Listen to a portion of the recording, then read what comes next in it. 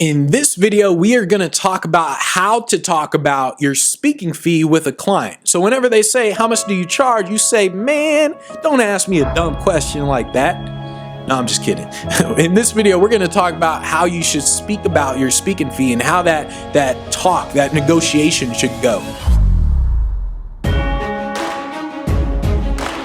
How'd you do that? Honestly, that success is not something you pursue. It is something you are. All right, so someone's interested in you. Someone's interested in hiring you to speak, to present at their event. How do you talk about the money? Because the money, it's always a little sensitive. So how do you talk about the money? How do you bring it up and all the whole thing, right? So here's the thing. There's actually a guy inside of our Speak Pro Academy, and not just him, but a lot of people do this. And so he posted inside the Speak Pro Academy, he said this, he said, I've learned from you that I'm charging too little. In past discussion, I learned from you that I'm charging too little. In past discussions of keynote fees, I would set an anchor at $10,000, but drop the price way too quickly, resulting in keynotes in the $4,000 to $6,000 range. In responding to a recent inbound inquiry for a corporate keynote, I simply replied my fee was $10,000 plus travel and didn't even hint at it dropping. They didn't blink. They asked for an additional breakout session during the annual conference, which I normally would have thrown in. I told them it would be an additional $3,000. They didn't blink. I feel like the man in purple, right? So here's the thing. What he's talking about is what a lot of people do. And I did this before I thought to myself, like, Benji, what are you doing? A lot of people do this. And what I'm talking about is that a lot of people will quote a fee and then they'll just reduce it instantly. And it's like what Andy did and what I did, what a lot of people would do, to where you say, hey, normally it's $10,000. But for you, just because we've been talking for 5 minutes and feel like best buddies here, for you, it's only $7,000. Man, you know what? I'll do it for $5,000. And that's before they even respond to you. A lot of people do that, and people say things. They may not literally drop it down like that, but people will say things, speakers will say things like, it's normally $10,000, but I'm open to negotiation or something like that. I'm open to talking about it. And that's what would happen. A lot of people did that. And by doing that, what are you telling them? You're telling them, oh, okay, it's not going to be $10,000. That's what you're literally telling them. And so I did this a lot. Everyone does it, especially when they're starting out. And so what I told Andy to do, and what I tell everyone inside the Speak Pro Academy to do, is you quote a price. That's it. Do not negotiate against yourself, right? So that's the first step that you do. So the steps are this, right? These are the whole steps. Steps are you ask questions about the event, you quote a price, then you get a deposit, and then you basically say, do I send the contract to you or someone else? So those are the steps. I'll talk about that in just a second. But what you're essentially doing when someone contacts you and says, hey, how much do you charge? Automatically assume that they want to hire you. Assume that the deal is closed. So don't assume that when someone says, oh, how much do you charge? Don't assume that they're looking at multiple different speakers. Assume that they came to you and they want you. They don't want anyone else. Just say, all right, how much do you charge? Oh, they want me bad. They want me so bad. Oh my goodness. Just assume that, right? And so what happens is when you do that, the way you talk is going to be different. You are going to naturally assume the close. And so when they say, like, what do you charge? You're basically gonna assume, well, I already talked, you just assume they want to hire you. I'm not going to freaking repeat. Stop telling me to repeat myself. Damn. So you don't. One of the problems that I've seen a lot of people do is when someone says, what do you charge? Let's say you're emailing, right? Someone says, what do you charge? What happens is people say, oh, let's talk on the phone, right? And that's what a lot of speakers do. A lot of people do that in general in sales. And what happens is you're talking to them in a medium, in a certain area. So maybe you're talking to them on Facebook or you're talking to them in an email. And what you're trying to do as a speaker, you're trying to say, hey, let's talk on the phone. Let's talk about it on the phone. There's absolutely no reason to do that. Stop doing that. All right. It's freaking, I'm going to pimp slap someone who does that next. All right. So the reason is because when they talk to you in a specific medium, that's the medium they are comfortable in.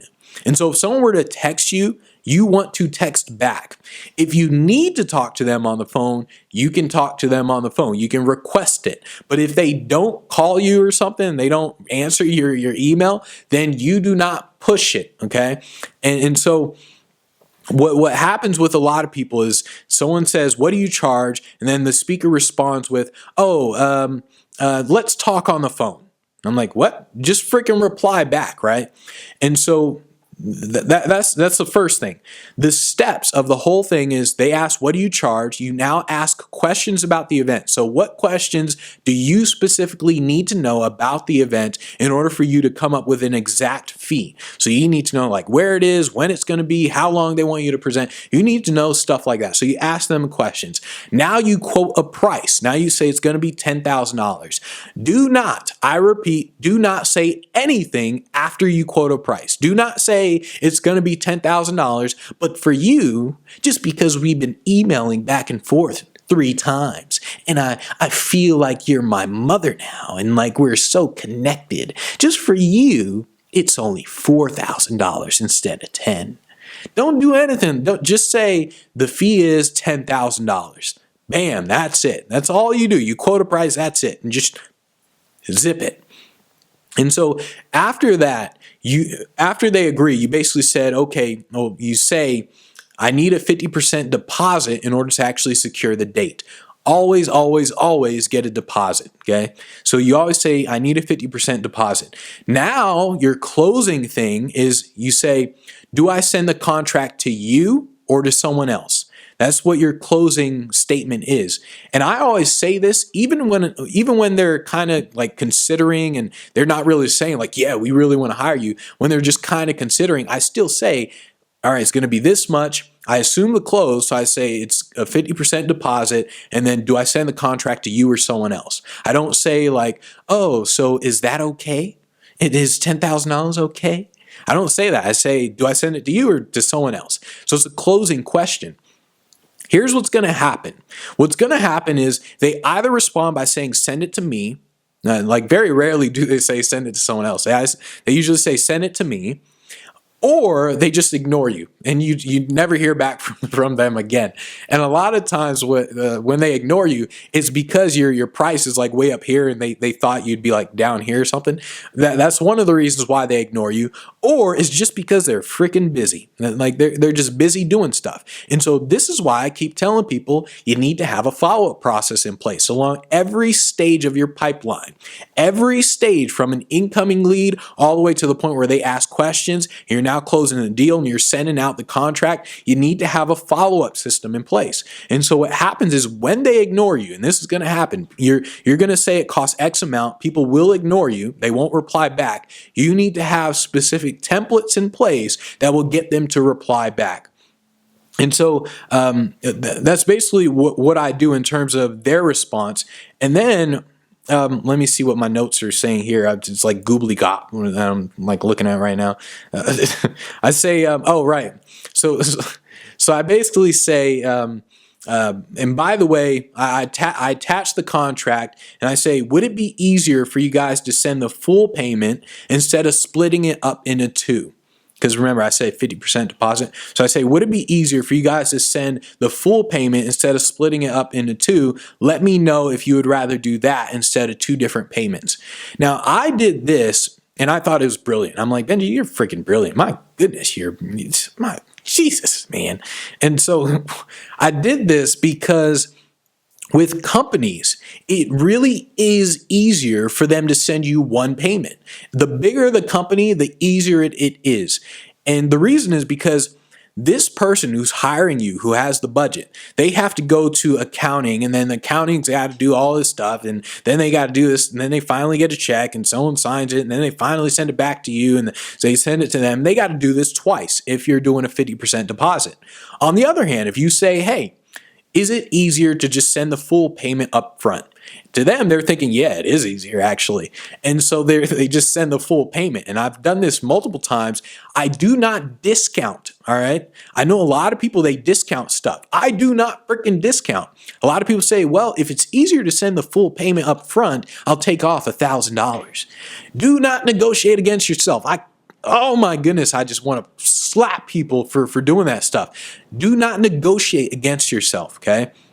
You just say, if you say it's $10,000 or $20,000, you say, hey, would it be easier for you to send the full $20,000 instead of splitting it up into 2 payments? That's what I do. That's it. And if they say, no, we'd rather just do 2 payments, that's it. If some reason they were to ask me for a discount, I would say no. I'd be like, no, it's $20,000. What are you talking about, discount? Stop messing with me. And so I don't give them a discount at all, right?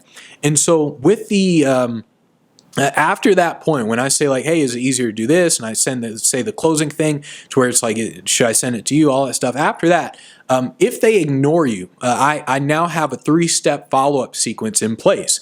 So the follow-up sequence, it has specific emails that I've written out where it gets a really good response rate, especially the last one. It's like freaking bomb. But basically it gets a really good response rate. And this is what you need to do. Whenever you send out a contract, you have to have these follow-up emails in place to where if they ignore you, you say, okay, here's follow-up email number 1, email number 2, email number 3. Okay. Do not, a lot of people seem to not have templates. They kind of wing it every time. I don't wing anything. I don't wing it at all. I say, okay, this is a repeatable process. It's happened to me several times, so I'm just going to repeat it the same way so I can get the same result. That's basically what you're doing, right? And so then at the end, you got to make sure that you don't do anything until you get paid. So you don't pay for a flight or nothing. You don't do anything until you get paid. The gig is not yours until the money is in the bank. It doesn't matter if they sign the contract. None of that matters until the money is in the bank. So do not do anything until the gig is yours. I personally do not talk on the phone until the money's in the bank. And I don't do anything until the money's in the bank. And I do want to repeat though that, well, I do want to flip it that in the beginning, you do whatever it takes. So if in the beginning, you have to talk on the phone. If they say, oh, we want to talk to you on the phone first, you have to talk on the phone. I can do that now just because I don't need to talk to them on the phone. I don't need the gig. And hey, I'm willing to lose gigs if they say we need to talk to you on the phone. Because what I found is that people who are dead serious and at a certain level, like at a certain fee level, they're used to that. They're used to paying the full amount before they can talk to you. Otherwise, imagine someone wants to talk to Elon Musk. Like they want to hire him for a presentation. They're paying him $1 million or whatever. And they say, we'll pay you $1 million to speak, but we want to talk to you on the phone first. Imagine how many people are going to waste his freaking time talking to him on the phone and then saying, you know what, we changed our minds. And so what I personally do is I personally say, no, I don't talk on the phone until after the money's in the bank. In the beginning, though, you can't really afford to do that. In the beginning, if they say they want to talk to you on the phone, you better talk to them on the phone. You do whatever it takes.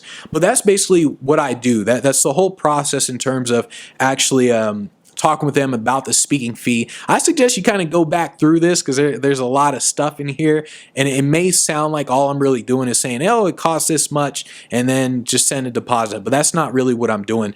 There's a whole process to this. If you don't have processes, you need to have processes in place. I mean, I have a freaking process just for collecting the fee, let alone all the other aspects of the business, right? You need to have a process in place. If you don't have processes, the templates and all that, join the Speak Pro Academy. All of it's in there. When you send the contract, the follow-up system for the contract, everything's in there. All the templates, all that stuff is there. But whatever you do, create these templates. Whether you use mine or whatever, create the templates in order to follow up. And that's the basics of how to talk about your speaking fee to a client.